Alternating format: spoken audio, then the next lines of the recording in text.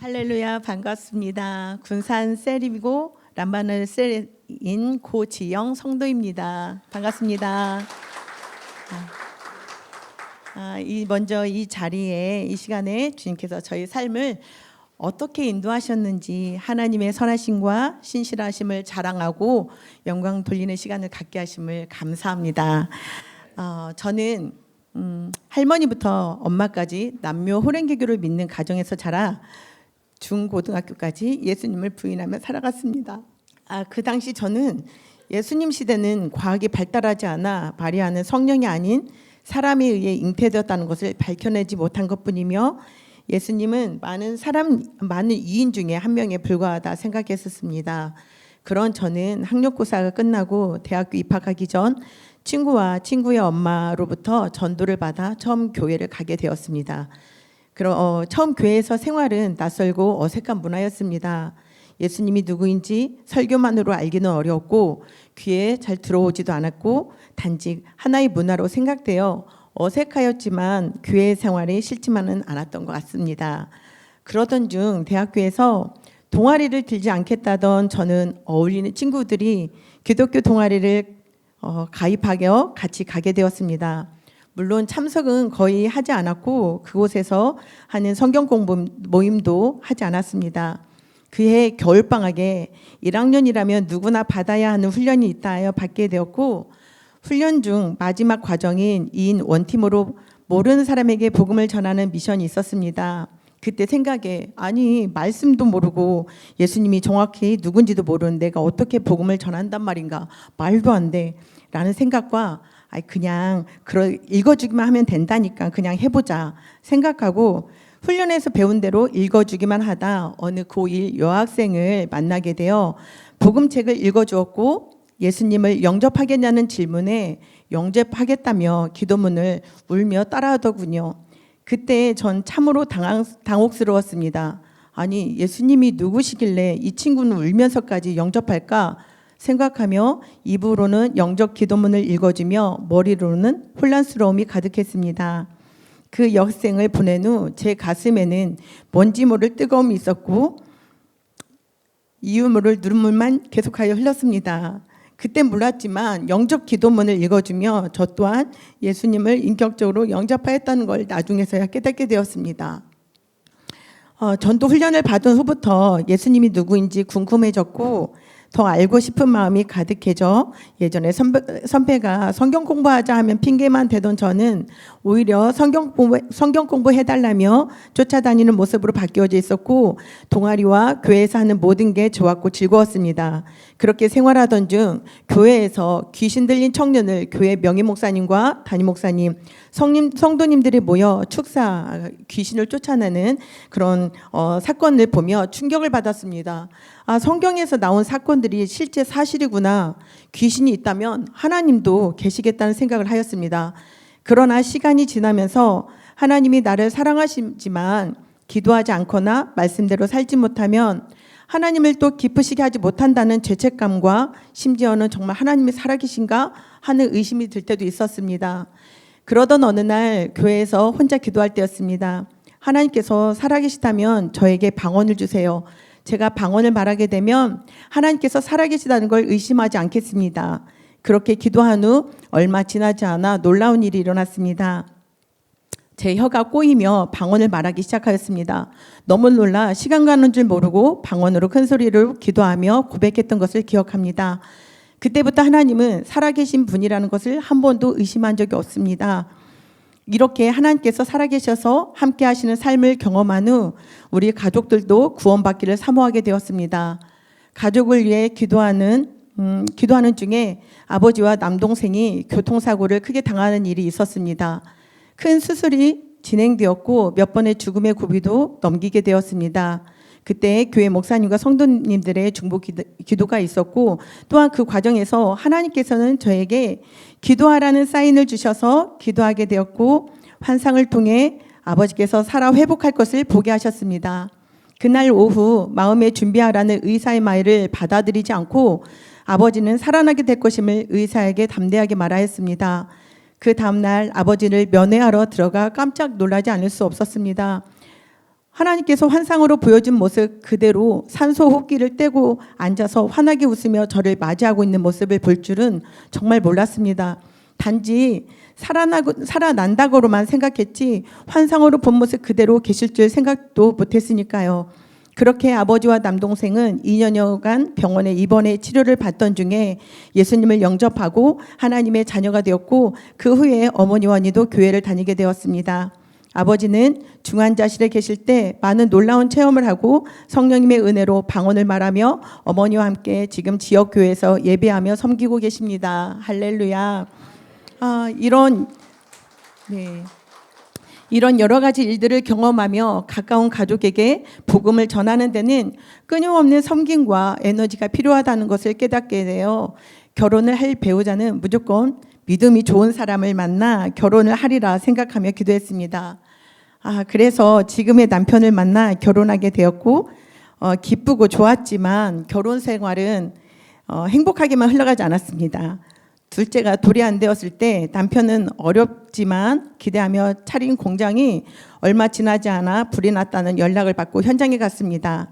붉은 화염과 검은 연기로 뒤덮인 공장 속에서 하나라도 물건을 건지고자 애쓰던 남편, 더 이상 아무것도 할 수 없어 망연자실한 모습으로 나를 바라보던 남편의 얼굴과 그 모습을 보며 눈물만 흘렸던 저는 20여 년 지난 지금도 뚜렷이 기억이 납니다.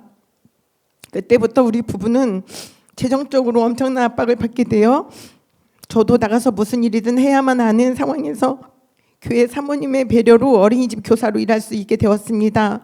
그 당시 남편도 매일매일 재정을 해결하기 위한 생각뿐이었던 것 같았습니다. 그래서 그런지 자녀들을 돌보는 일과 아내인 저를 생각해 주는 것을 소홀히 여기는 것이 아닌 생각 자체를 못하는 것 같았습니다. 그런 저는 남편을 이해하려 스스로 다독였고, 자녀와 가정을 돌보는 일과 남편의 표현하지 않는 모습에 또한 재정의 압박이 더해져 언제 자리 잡고 있었는지 모르게 우울감이 내 안에 드리워졌습니다.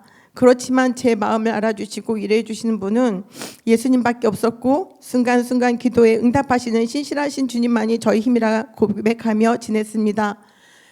그러던 중 남편이 놀라운 복음을 알게 되었다며 굉장히 몹시 흥분하여 지금 현재 우리가 새롭게 알게 된 이 복음을 전해주었습니다. 지금 여기에서 제가 굉장히 몹시 2번 이렇게 반복해서 부사를 썼는데요.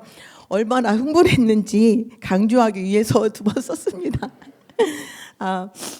우리도 예수님처럼 예수님의 이름을 사용할 수 있는 권세가 있고 믿는 자의 말에 능력이 있다는 놀라운 소식을 남편을 통해 처음 들었습니다. 그리고 이 놀라운 소식을 듣고 전 받아들였습니다. 그러나 전 지적 동의만 하고 뇌마 심령으로 깨달음으로 오지 않아서 그랬는지 남편처럼 그렇게 흥분하며 놀라지 않았던 것 같습니다. 그리고 믿는 자의 권세를 알았다고 해서 바로 믿음의 말로 바꾼 건 아니었고, 그동안에 해오던 말과 습관은 쉽게 바뀌어지지 않았습니다. 오히려 그 후부터 말하는 것도 기도하는 것도 어렵게 느껴졌습니다. 그렇지만 저는 점차 예수님의 이름으로 명령하는 기도를 하였고, 자녀들이 아플 때 예수님의 이름으로 명령하여 기도하는 훈련을 하였으며, 이때 자녀들이 치유되는 경험도 하였습니다. 부정적인 말을 하면 안 된다 하여 긍정적인 말로 바꾸며 생활하던 중 섬겼던 교회에 문제가 생겨 다른 교회로 이동하게 되었습니다. 새로 이동한 교회에서 남편과 또한 같이 함께 간 집사님은 제일 먼저 우리 목사님께 이 복음과 함께 복음을 알게 된 책을 통해 용인 예담교회, 지금 현재 그리스도 대사들교회에서 이 복음을 전하는 것과 연수 선교사관학교를 운영하여 훈련하고 있다는 소식을 소개해드렸습니다. 그렇게 예담교회와 연결이 시작되었고, 얼마 안 되어 학생회 수련회 때 강사로 오신 박규태 목사님을 처음 뵙게 되었습니다.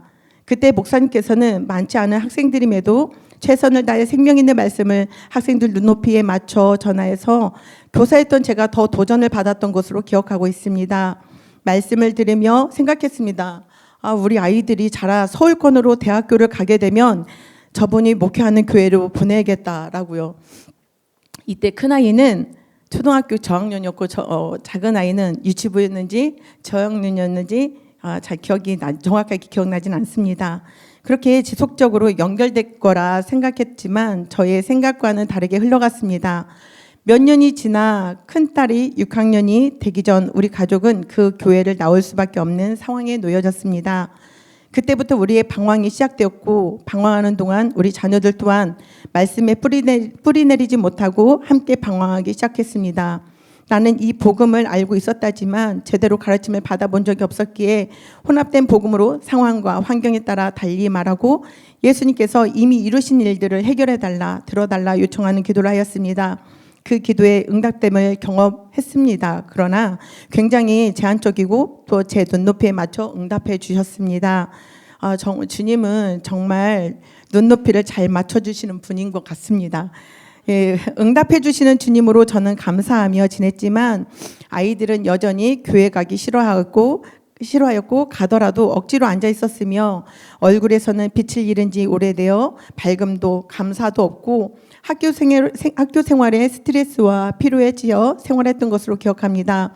저는 그동안에 자녀들에게 행위만을 보며 그 행위를 조정하려 했었고 예배하기를 싫어하고 예배에 집중하지 못하는 모습을 보며 자녀들에게 권면한다는 것이 그렇게 해서 믿음이 세워지겠느냐, 구원은 받겠느냐 하며 보여지는 것으로 판단하며 태도와 행위를 바꾸려고 끊임없이 이야기를 했습니다. 그러던 그런 말을 듣던 둘째 딸이 그러더라고요. 엄마 때문에 교회 가기 싫다고, 엄마는 우리를 저주하는 말만 한다며 대학교 가서는 교회 가지 않겠다 말을 하였습니다. 그 말을 듣고 전 정말 큰 충격을 받았습니다. 지금 생각해보면 예배 때마다 전해진 말씀에서 행위나 태도를 많이 듣다 보니 나도 모르게 행위를 아이들에게 강요했던 것 같습니다. 하지만 그때는 정말 몰랐습니다. 그러던 중 큰딸 아이는 코로나가 어느 정도 잠잠해지면서 대학교 현장 강의를 들을 수 있게 되었고 북의 근원교회로 출석하여 새가족반 교육을 받은 딸과 통화를 하는데 그러더라고요. 엄마, 저는 이제 너무 자유해요. 저는 새로운 피조물이고 죄인이 아니고 의인이에요 하며 큰딸은 기뻐하며 구원받지 못한다는 눌림에서 자유케 되어 기쁨의 삶을 살아가는 모습으로 변했습니다. 딸의 변한 모습을 본 저는 바로 이거구나. 온전한 복음을 가르치는 교육이 왜 중요한지를 딸 아이의 고백을 통해 깨닫게 되었습니다. 후에 남편과 저는 여러 과정이 있었지만 결국 남편은 제자로 교회에서 교회 생활을 하기로 결심하였습니다. 그러나 남편과 달리 고민하던 저에게 성령님은 저와 남편에게 번갈아가며 수차례의 꿈을 통해 보여주셨고 남편을 따라 가는 것이 맞다라고 조명해 주셨습니다. 우리 제자로 교회까지 오게 된 과정이 너무 먼 여정이었고 아주 큰 값을 지불하고 왔기에 우리 목사님으로부터 전해지는 메시지가 얼마나 귀하고 소중한 메시지인지 저는 잘 알고 있습니다. 또한 말씀의 깊이가 있으면서도 쉽게 알아들을 수 있도록 기름 부음이 넘치는 생명 있는 말씀을 날마다 들을 수 있는 게 얼마나 감사한지요. 할렐루야. 매 예배마다 전해주시는 말씀은 저의 삶의 양식은 물론이거니와 목사님과 사모님의 지도와 조언 또한 교회에서 행해지는 프로그램에 참석하면서 저의 다뤄져야 하는 부분을 알게 하시고 직접적으로나 간접적으로 영향을 주셔서 저는 오늘 또 성장하고 있습니다. 우리 제자로 공동체에 와서 변화된 것이 많은데 그 변화된 것을 잠깐 말씀드리고자 합니다. 첫째는 저의 기도입니다. 상황과 환경에 따라 불안해하며 하던 기도가 말씀만 말하고 감사하는 기도로 바뀌어 주님의 놀라운 일들을 경험하며 지내고 있습니다. 할렐루야. 예전 고3이던 큰딸이 대학 원서를 쓰고 1차 합격자 발표를 기다리고 있었던 시간이 있었습니다. 그때 저는 대학 합격을 걱정하지도 기도하지도 않았습니다. 하나님의 말씀을 믿고 신뢰하여 걱정도 기도하지도 않았던 것이 아닌 저는 딸 아이의 등급을 믿고 있었던 것 같습니다. 그러다 4개의 원서 중 한 곳만 서류 전형이 1차를 합격하고 3곳 전부 불합격하게 하게 되어 충격을 받았습니다. 2차 면접을 기도하며 준비하였지만 전 너무 불안했습니다. 그러다 이제 이런 기도까지 하게 되었죠. 하나님, 꼴찌라도 좋으니 합격하게만 해주세요. 얼마나 믿음 없는 기도였는지요. 그래서 어떻게 되었을까요? 네, 제가 기도한 대로 추가 합격으로 거의 꼴찌로 입학하게 되었습니다. 처음부터 그렇게 기도한 건 아니었지만 말씀을 의지한 믿음의 기도가 아니다 보니 너무 조급하고 불안하여 기도가 바뀌게 된 것입니다. 그러나 새 피조물의 복음을 알고 내가 어떠한 자인지 정확하게 안 후엔 기도와 말이 달라져 임용을 준비하고 시험 볼 때는 넉넉히 합격할 것을 말씀을 따라 믿고 감사 기도하며 선포하였습니다. 그 결과 넉넉히 합격하였고 뿐만 아니라 발령받은 학교에서의 생활도 처음에는 힘든 부분이 있었지만 사모님과 지혜 전도사님 또한 선생님들의 코칭과 기도해 주시는 분들이 계셔서 어렵고 힘든 일이 있어도 의연하게 생각하며 해결해 나가는 모습으로 잘 세워지고 성장하고 있어 감사드리고 있습니다. 그리고 대학교 가면 교회 가지 않겠다던 우리 둘째 딸 지원이는 지금 현재 우리와 함께 예배하고 있습니다.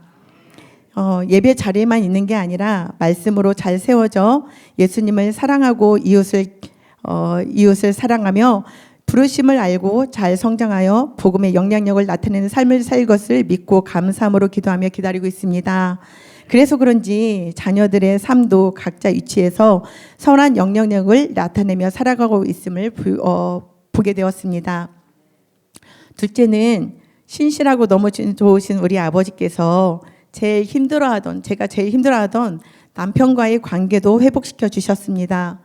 남편은 성령님의 조명으로 앤드류 맥 목사님의 로마서 강해라는 영상을 볼 수 있도록 눈을 열어주셨고 자기 남편 의를 깨닫게 해주셨으며 아내인 제가 하는 말과 마음을 헤아려 주지 않고 배려해 주지도 무엇 때문에 힘든지 이야기해도 받아들이지 않던 남편은 제 마음을 헤아려 주려 노력하였고 말하지 않아도 집안일도 잘 도와주며 표현하려 노력하며 무엇보다 저를 먼저 생각해 주는 남편으로 바뀌었습니다. 할렐루야.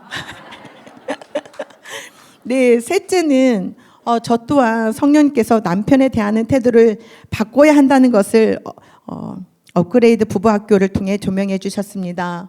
우울감과 감정의 골이 깊어져 남편의 서운함을 말하던 저는 남편을 존경하고 지지하며 세워줘야 한다는 마음으로 조명해 주셨습니다. 내가 예수 그리스도로 인해 새로운 피조물이 되었다는 것을 심령으로 믿게 된 후 우울감을 한 번도 생각해 본 적 없게 되었고 남편을 생각하는 마음이 바뀌니 말과 태도도 자연스럽게 바뀌어 서로 감정의 골이 깊어 대화만 하면 싸우게 되는 관계가 회복되어 더욱 사랑하고 더욱 서로를 세워주고 더욱 지지해주니 가정은 자연스레 천국으로 바뀌었습니다. 할렐루야. 또한 재정도 날마다 필요에 따라 채워주시며 공급해 주시는 은혜를 지금 현재도 날마다 경험하고 있습니다.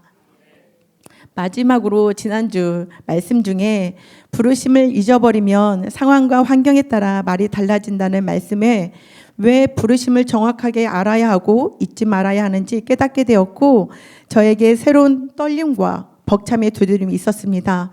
세상을 변화시키는 제자를 만드는 제자로 그 세운다는 부르심을 알고 같은 방향으로 가고자 저는 오늘 또 예수 그리스도 안에서 하나가 된 제자로 공동체에서 목사님과 사모님의 심고 물을 주며 때마다 주시는 좋은 영양분을 먹고 성령님의 자라게 하심으로 오늘 또 저는 성장하고 있으며 부르심을 향해 달려갑니다. 잘 성장할 수 있도록 항상 변함없이 도와주시고 사랑과 격려를 아끼지 않으시는 우리 목사님과 사모님 존경과 사랑의 마음을 담아 감사를 드립니다.